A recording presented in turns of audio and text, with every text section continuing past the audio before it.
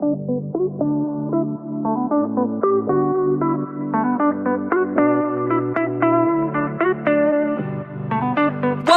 to the Soulfire Podcast, where every day we talk about real life, real shit, real raw. On this show, you can expect us to dive deep into topics like marriage, parenting, money, business, feeling like you want to give up, fighting for yourself, just straight soul healing. This podcast is all about life.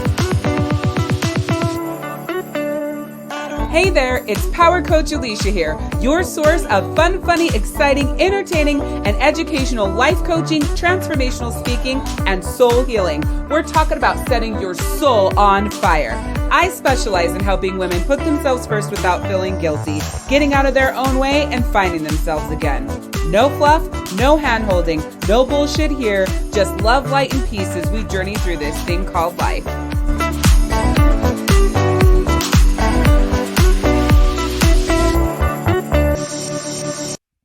Hello there, and welcome to How to Start Fighting for Yourself. This is episode number 2 of the Soulfire Podcast, and it's Power Coach Alishia here. So, an interesting thing happened to me today that I wanted to share with you. So, we live in Utah. It's a desert climate, right? And we don't get a lot of rain. So this is a far cry from moving from Utah to Florida that rained from June to November and then daily in non-hurricane season to back to Utah that's like next to no rain because it's a desert climate. Well, Utah's been in a drought and needed rain. And so yesterday it was torrential downpours. The first time in my whole life, I've been in this town my whole life, and I've never seen flooding in the streets. Streets flooded, basements flooded, Pizza Hut was flooded, they canceled our order. Like, this place was in complete array. And actually, today that I am recording this is day number 1 of my Get Your Shift Together workshop. And by the time you listen to this, the workshop will be ending, but don't worry. There will be another workshop coming up and I'll tell you all about it on the podcast. But one of the people who had registered sent me a message and said, I don't think I'm going to make it to the workshop today because my house flooded yesterday. Will today's session be recorded? And I said, of course it'll be recorded, but I always recommend that you show up live. That's how you're going to get the most out of it. Because here's the deal. And I didn't say this to her, but I'm saying it to you. Actually, I did say this to her, but I want to tell you exactly what I said because I think it's really powerful. I said, it's only about an hour of your time. You are worth it. I do get the flooding. However, I think it's also synonymous of other things coming up that get in the way of you taking care of you. And I wanted to share that with you because how many times in your day, in your week, in your month, in your year, in your life, is there a flood, quote unquote, where you put off yourself for tomorrow or later because something else more important needs your attention right now? So here's the thing. The chance that this person worked all day and didn't have the opportunity to tend to the flood or had other things come up throughout the day that took up about an hour of her time where she wasn't tending to the flood is high. Same thing for you. And that's really proof that it doesn't matter what's going on in your life. Until you make yourself a priority, until you are important enough, there will always be some sort of flood that continues you setting yourself aside. And that's huge. And like I said in episode 1, where we were talking all about getting rid of your victim mentality, your victim story, that you cannot put off tomorrow what will change your life today. Like, I don't even know how long the workshop session will be. It might only be 30 minutes. It just depends on what I say and how I want to get it all out and all that good stuff. But it's crazy to think that that's how you live your life. You know what? This came up, that came up, got to do this, got to do that. I'm not important. And listen, don't get me wrong. I understand that there are days and there are times where things take precedence. I'm not saying that there's not. But what I'm saying is there is I always like 99% when I'm doing this, when I'm talking like this. There's a 99% chance that you do this all the time.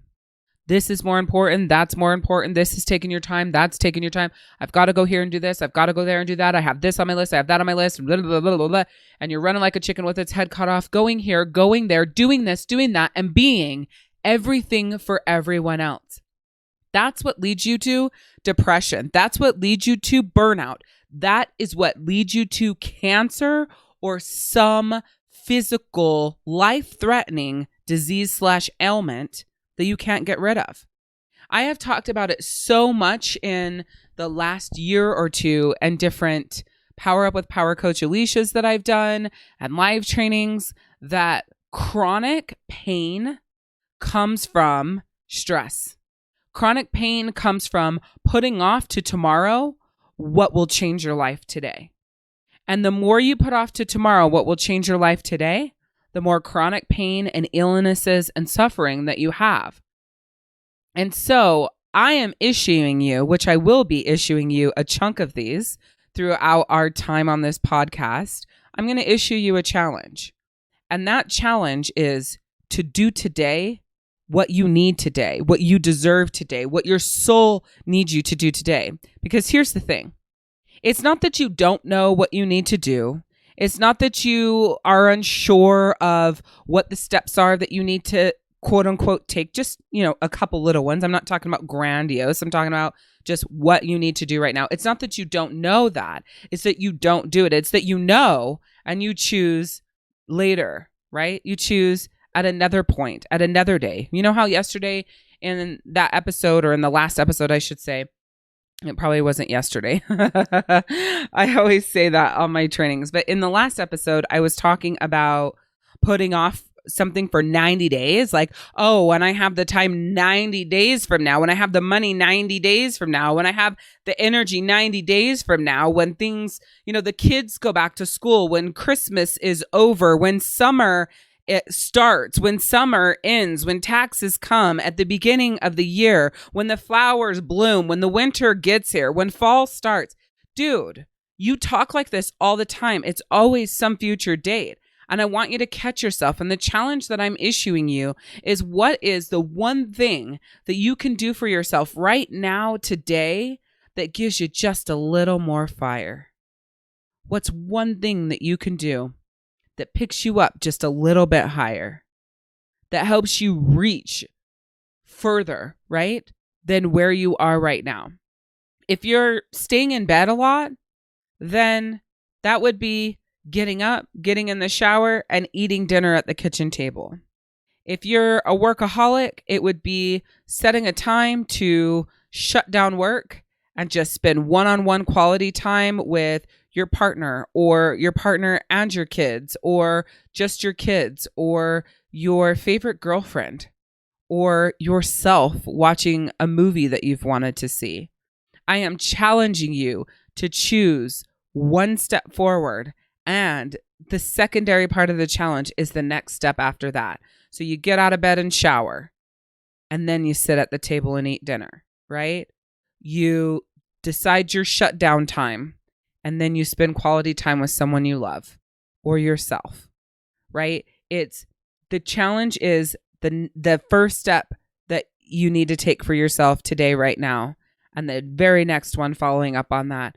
And then as you get more in the habit of the first step and the very next step, there's going to be another one and another one and another one, and it'll creep up. And then before you know it, you've created this harmony in your life that you are taking more conscious and dedicated action towards fighting for yourself and finding yourself again than sitting around letting the floods continue to wash away your life. because there's nothing worse than being on your deathbed and looking back and saying, I wish I would have. I wish I would have spent more time. I wish I would have slowed down more. I wish I wouldn't have worked so much. I wish I would have went here and done this and seen that and bought that and talked to them. Like, you don't want to regret that. And it's really interesting because I was going to say funny, but it's not haha funny. It's interesting funny that as I give you this advice, I'm reminded of 2 books. And the first book is The One Thing by Gary Keller. And he talks about the difference between balancing and harmonizing. If you go to balance something, that means everything is 100% equal. That means that there is no give. It's just perfectly in balance. And the problem with that is to achieve perfect balance is virtually impossible. And so he introduces this concept of harmonizing. And harmonizing suggests that you will spend like blocks of time spending more time on different things than you do other things. So for example, he says there will be times in your life where you're spending way more time working than you are, spending time with your kids or your partner or having a social life. And that's because maybe you have a big project or there's a big promotion or there's a launch that you're doing, but there's an ending to that. And then when that's done, you, let's say, are going on a big family vacation. And so for 7 days, you are not working, right? And you are spending all that time with your family. So now you have, all your focus is there and, there really isn't any on work. And he talks about that being harmonizing. Harmonizing is when you spend longer blocks of time in different areas of your life, but you don't stay stuck there. That is the key to where you're in and out of these different spaces of your life for a chunk of time because it's what's needed at the time for that space in your life. So it's spiritually, it's career, it's family, it's health, it's happy, vacations and happiness, like whatever your different pods in life are, that's what he's talking about. And so instead of working so hard to balance everything and make it so freaking perfect, your only intention is to harmonize, to make sure that you don't stay stuck there. You don't spend too much time just focused on your kids and family, your partner or yourself or your work, right? And that you are in it and you're focused and you're doing the damn thing. It's like, okay, next up is this, right? And when you start harmonizing, what you find is being overwhelmed and inundated virtually disappears. I have been so busy doing like a million different things. I am a marketer for a cafe in town. I have my own store that's in-person brick and mortar. I have an online store. I have my online Power Up Your Life Facebook community. I have my life coaching business that my life coaching soul circle that's launching. I have my Get Your Shift Together workshop. I have this podcast that I've been working on getting launched in content and, doing my best to figure out all the elements to get it sent to the different podcast platforms. My youngest is in football and that just barely started. I'm the assistant team mom for that. My boys have their own business. I run all of the scheduling, all of the finances, and we're branching out into Christmas lights this season. So that research and, getting that information and starting that is also something that's on my plate. We're getting ready to move my brick and mortar store to a new location that has more traffic. So just figuring out the lay of the store and all of that. Plus I do all the marketing for all of it. And so when you talk about all of that, oh my God. Oh, ... The cafe launched breakfast and they didn't have any servers. They didn't have enough cashiers. It was like cray cray. And I used to serve 20 years ago. So I was like, I can come in and help. So I waited tables for a whole week. I helped set up, streamline stuff for the servers and processes and make things easier. I also designed the brand new menu for the cafe, which was a lot of work. It was a huge undertaking. And so I had all of that on my plate as well, not to mention a vacation in the middle of there. Like we got a puppy in that. Like you hear that and think, holy shit, that's so overwhelming. I bet you were so stressed out. I bet you that was so much. No, because it was harmonizing. When I made the commitment to the cafe, that's what I did. When I sit down to work on the podcast, that's what I'm doing. When I'm doing team mom stuff and helping with that, that's what I'm doing. And, are things suffering, quote unquote? Of course they have to. And harmonizing, nothing gets all of your time, right? And balancing, that's what you're saying you want to do. And harmonizing, of course, something is taking a quote unquote backseat. So is as much quality family time happening? No. Is as much quality marriage time happening and Daniel and I hanging out? No. Is as much me time happening and time with myself? No. Right? Because I'm in a different pod right now. And there are times where in harmonizing, it's more even, but something will usually always outweigh the other things. Okay. And so that's what I wanted to share with you from the book, The One Thing by Gary Keller. And the other book is 5 Wishes. And for right this moment, I cannot think of the author. So I'm going to look that up while I'm talking to you. So this book, The 5 Wishes, I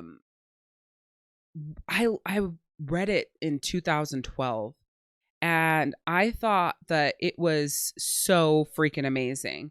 And here's my truth. I've only ever read The 5 Wishes once in 2012 and it has stuck out to me for 9 years. That's how amazing this book is. And the one thing that I remember is the deathbed test. And that is, if I was on my deathbed, what would I regret? Who would I feel? Or if I was, it's by Gay Hendricks, The 5 Wishes by Gay Hendricks. How answering one simple question can make your dreams come true. If you were on your deathbed, I swear to God, that's the question. If you were on your deathbed, what would you regret? And then, they also ask in that book, like, if it was your funeral and everybody was talking about you, what would they say about you? I'm positive that's the book that said it. Because 2012 was the year that I decided that people weren't going to be at my funeral. And the only thing that they could say about me is that I was such a bitch. That was the year that I decided that I was going to blaze a huge trail. And when I died, people would feel that pain. They would feel like they lost something. And they would feel that way because I changed their fucking life. I showed up and I gave them more than they could have ever imagined. And that at that moment that they would feel like they lost someone. I had made that decision that I was not just going to be, eulogy after eulogy or whatever the fuck you call them. She was a pretty big bitch. Yeah, all she did was tell it like it is. She was so, I just didn't want that to be the only story. And so that book and that deathbed test I got from The 5 Wishes by Gay Hendricks. And so I highly recommend both of those books and they'll be linked in the show notes. But it's interesting the perspective a book can give you and how much it can change your life. And we'll talk about tons of books. I have hundreds of books and it's the one thing that I won't ever get rid of just because I read it. Even though I haven't read The 5 Wishes again, I know that I have it and I know I want to read it again. I don't want to go buy it again. I just want to keep it for that moment that I'm ready to pick it up. It's a small book. It's a quick read. I highly recommend it. And I'm going to, sorry, not sorry, right now about how many books I'm going to recommend to you during our journey on this podcast because I'm a huge personal development buff. I read and absorb this information and apply it to my life. And I use it to infuse you with power along with my stories and my lessons and the things that I'm going through in life. And that's what makes it so amazing, right? Is these tools that you get, the power, the realness, it's so freaking awesome. So I just want to say that for the rest of your life, there's going to be floods. And so you cannot put off to tomorrow what will change your life today. I so appreciate you listening to this episode. I hope that you got some major value from it. And as I always say yes to yourself more than you say yes to other people. Give yourself some grace and always progress, not perfection.